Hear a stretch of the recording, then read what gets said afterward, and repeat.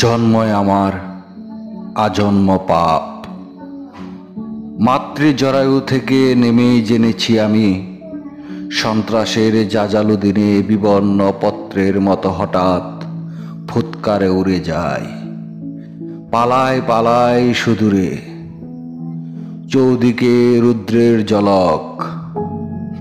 বাসের দোতলায় ফুটপাতে রুটির দোকানে দ্রুতগামী নতুন মডেলের চকচকে বনেটে রাত্রির জমকালো আলো। ভাঙাচোরা চেহারার হদিস, ক্লান্ত নিঃশব্দে আমি হেঁটে যাই।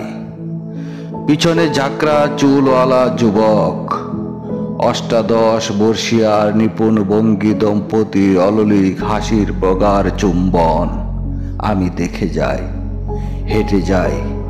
কোথাও সামান্য বাতাসে উড়ে যাওয়া চাল, অর্থাৎ আমার নিবাস। ঘরের শেষেতে মেজে চাঁদের আলো এসে খেলা করে। আমি তখন সঙ্গমে ব্যর্থ, স্ত্রীর দুঃখ অভিমান কান্না, সন্তান সন্ততি পঙ্গু, পেটে জ্বালা।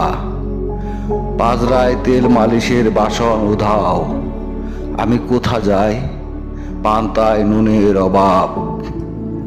নিঃসঙ্গতাও দেখেছি আমি, উৎকণ্ঠার দিনমান জলজলে বাল্বের মতন আমার চোখের মতো স্বজনের চোখ, যেন আমণ্ড গ্রাস করবে আমাকেই।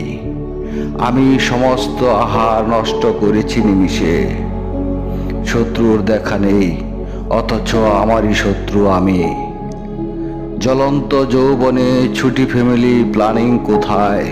কোথায় ডাক্তার কম্পাউন্ডার যারা আমাকে অপারেশন করবে?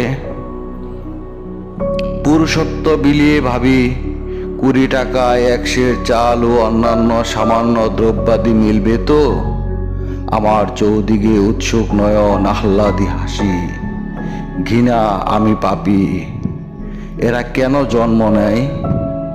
এরাই তো আমাদের সুখের বাধা অভিশাপ। মরণ এসে নিয়ে যাক, নিয়ে যাক। লোকালয়ের কিসের ঠাঁই এই শত্রুর?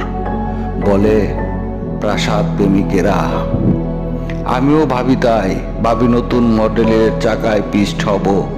আমার জন্যেই তোমাদের এত দুঃখ। আহা দুঃখ, দুঃখ রে।